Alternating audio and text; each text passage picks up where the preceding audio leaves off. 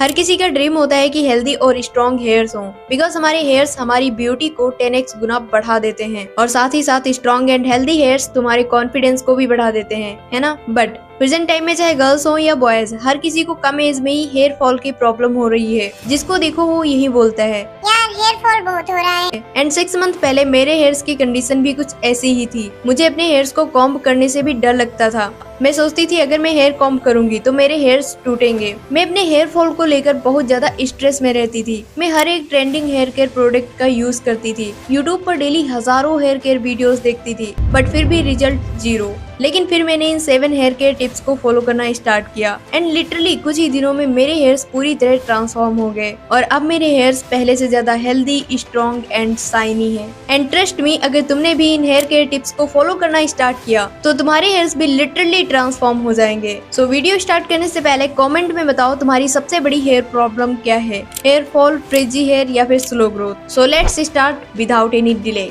Hair care tips जानने से पहले हेयर्स का एक छोटा सा टेस्ट करते हैं जिसे पोरोसिटी टेस्ट या ग्लास टेस्ट कहते हैं। इस टेस्ट को करने के लिए आपको एक ग्लास में फुल वाटर लेना है और अब उसमें अपना एक क्लीन हेयर डालो। अब अगर तुम्हारा हेयर ऊपर ही तैरता है तो इसका मतलब तुम्हारे हेयर्स लो पोरोसिटी के हैं। बीच में रह जाता है तो इसका मतलब तुम्हारे हेयर्स नॉर्मल हैं, तुम्हारे हेयर्स में कोई प्रॉब्लम ही नहीं है। और अगर तुम्हारा हेयर वाटर में डूब जाता है तो इसका मतलब तुम्हारे हेयर्स हाई पोरोसिटी के हैं। तो अब करना क्या है कि अगर तुम्हारे हेयर्स लो पोरोसिटी के हैं, मतलब तुम्हारे हेयर्स पानी में ऊपर ही तैरते रहते हैं, तो इसका मतलब तुम्हारे हेयर्स किसी भी तरह के ऑयल्स या फिर किसी भी तरह के हेयर मास्क को ऑब्जर्व नहीं करते हैं। इसलिए तुम्हें लाइट वेट ऑयल्स का यूज करना है, like almond oil, rosemary oil, argan oils use करना स्टार्ट करो। बट अगर तुम्हारे हेयर्स हाई पोरोसिटी के हैं, दैट मीन्स अगर तुम्हारे हेयर्स बहुत जल्दी पानी में डूब जाते हैं तो इसका मतलब तुम्हारे हेयर्स बहुत जल्दी मॉइस्चर को लॉस करते हैं, जिस वजह से तुम्हारे हेयर्स बहुत जल्दी डैमेज भी हो जाते हैं। तो ऐसे हेयर्स के लिए आपको थोड़ा heavy oils like castor oil, coconut oil, olive oil का यूज करना चाहिए, जो तुम्हारे हेयर्स को डीप नरिश करते हैं और हेयर्स में मॉइस्चर को लॉक करते हैं। और अगर तुम्हारे हेयर्स नॉर्मल है तो ऑब्वियसली बात तुम्हें वीडियो देखने ही नहीं आते।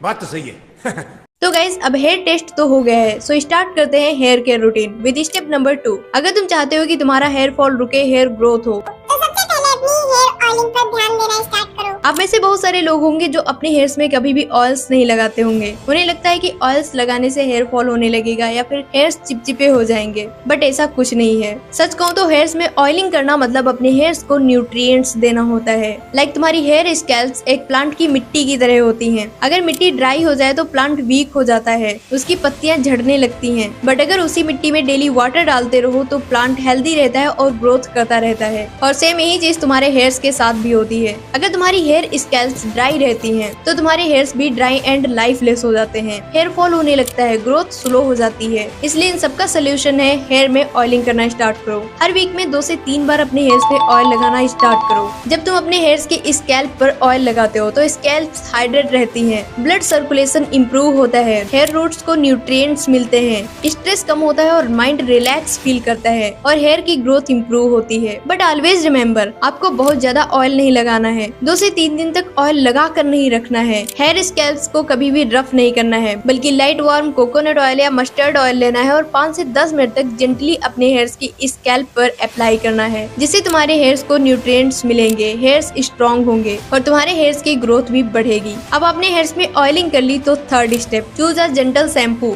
शैम्पू से बाल धोने का प्रोडक्ट नहीं है, बल्कि ये तुम्हारी हेयर केयर रूटीन का फाउंडेशन है। इतना तो आप सभी को पता है कि शैम्पू का काम हेयर की स्कैल्प से डर्ट, स्वीट ऑयल्स को रिमूव करना होता है। बट अगर तुम गलत शैम्पू यूज करते हो या गलत तरह से शैम्पू का यूज करते हो तो बाकी सारी चीजों जैसे कि ऑयल्स, मास्क एंड सीरम का इफेक्ट कम हो जाता है। इसलिए अपने हेयर टाइप के अकॉर्डिंग सही शैम्पू चूज करो। जैसे कि अगर तुम्हारी हेयर स्कैल्प ऑयली है, then choose a mild clarifying shampoo जो एक्स्ट्रा ऑयल को कंट्रोल करता है, जैसे कि प्लीग्राम का मिल्ड सल्फेट फ्री शैम्पू। और अगर तुम्हारे हेयर्स ड्राई या फ्रीजी हैं, then choose a moisturising shampoo जैसे कि डव, पैंटीन। और अगर तुम्हारे हेयर्स में डेंड्रफ है या ईची स्कैल्प है, then choose a anti dandruff shampoo जैसे कि हेड एंड शोल्डर या फिर स्कैल्प प्रो। और अगर तुम्हारे हेयर्स नॉर्मल हैं, then choose a gentle sulphate free shampoo. अब सही शैम्पू चूज करने के बाद उसका सही यूज कैसे करना है, तो ध्यान रहे शैम्पू को कभी भी डायरेक्ट अपनी स्कैल्प पर मत अप्लाई करो। शैम्पू को हमेशा वाटर में डाइल्यूट करके स्कैल्प पर अप्लाई करो एंड फिंगर टिप्स की हेल्प से सर्कुलर मोशन में जेंटली मसाज करो एंड देन नॉर्मल वाटर से प्रॉपर्ली अपने हेयर्स को वॉश कर लो। इस तरह से हर वीक में 2 से 3 बार हेयर वॉश करो। एंड ऑलवेज रिमेम्बर, कभी भी शैम्पू का ओवर यूज नहीं करना है और अपने नेल से कभी भी स्कैल्प को स्क्रैच नहीं करना है और शैम्पू को कभी भी लेंथ पर नहीं लगाना है। Now step number 4 and most important, conditioning is must. ज्यादातर लोग शैम्पू करने के बाद कंडीशनर को स्किप कर देते हैं, जो सबसे बड़ी मिस्टेक है। जैसे कि अगर तुम फेस वॉश करने के बाद अपने फेस पे मॉइस्चराइजर नहीं लगाते हो तो तुम्हारी स्किन ड्राई हो जाती है, फेस का ग्लो भी खत्म हो जाता है। बट अगर तुम फेस वॉश करने के जस्ट बाद मॉइस्चराइजर अप्लाई करते हो तो ये स्किन को प्रोटेक्ट करता है, ग्लोइंग बनाता है और हाइड्रेट बनाए रखता है। और सेम यही चीज तुम्हारे हेयर्स के साथ भी होती है। शैम्पू करने के बाद तुम्हारे हेयर्स के नेचुरल ऑयल्स खत्म हो जाते हैं, बट कंडीशनर उसे बैलेंस करता है। कंडीशनर तुम्हारे हेयर्स को प्रोटेक्ट करता है, मॉइस्चराइज करता है, स्मूथ एंड शाइनी बनाता है। बट अगर तुम कंडीशनर का यूज नहीं करते हो तो धीरे धीरे तुम्हारे हेयर्स डैमेज हो जाते हैं, हेयर्स बीच से ब्रेक होने लगते हैं, हेयर्स की शाइन चली जाती है। इसलिए अपने हेयर्स को प्रोटेक्ट करने के लिए शैम्पू के बाद कंडीशनर जरूर अप्लाई करो।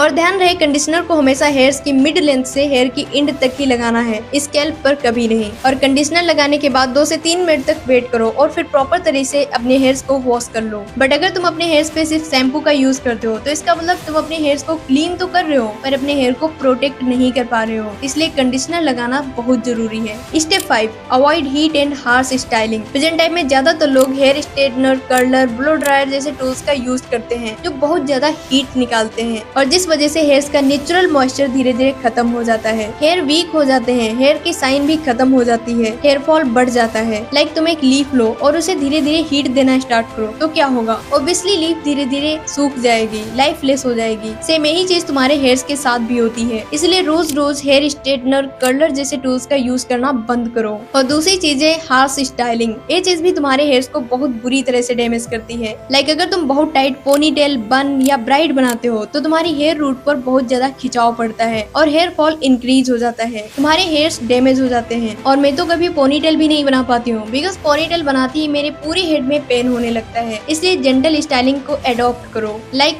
Loose ponytail, loose braid and loose bun या मेसी बन बनाओ, क्योंकि तुम हेयर्स को जितना जेंटली ट्रीट करोगी हेयर्स उतना ज्यादा ग्रोथ करेंगे। Step 6 and most important, healthy diet. Healthy hairs से बाहर से केयर करने पर नहीं बनते, बल्कि रियल ग्रोथ तो तुम्हारे अंदर से होती है। हेयर्स में क्रेटीन नाम की एक प्रोटीन होती है और अगर तुम्हारे अंदर प्रोटीन की कमी हो जाए तो ऑब्वियसली तुम्हारे हेयर्स वीक हो जाएंगे। इसलिए हेयर केयर के साथ साथ अपनी डाइट पर भी ध्यान देना स्टार्ट करो। न्यूट्रिशनल फूड को अपनी डाइट में ऐड करो, जैसे कि प्रोटीन के लिए एग, पनीर, दाल जैसे फूड्स को अपनी डाइट में ऐड करो जो हेयर्स को स्ट्रॉन्ग बनाते हैं। आयरन के लिए स्पिनच, बीटरूट, डेट्स जैसे फूड को अपनी डाइट में शामिल करो, क्योंकि आयरन तुम्हारे हेयर फॉल को कम करता है। बायोटीन एंड विटामिन के लिए नट्स, सीड्स, फ्रूट को अपनी डाइट में ऐड करो, जो hair growth plus hair strength के लिए सबसे ज्यादा जरूरी है। हेल्दी फैट्स के लिए आलमंड, वॉलनट जैसे फूड्स को अपनी डाइट में ऐड करो, जो तुम्हारे हेयर्स को अंदर से शाइन और स्मूथ बनाते हैं। और इसलिए अपनी डाइट में न्यूट्रिशनल फूड ऐड करो और साथ ही साथ ज्यादा से ज्यादा वाटर ड्रिंक करने की कोशिश करो,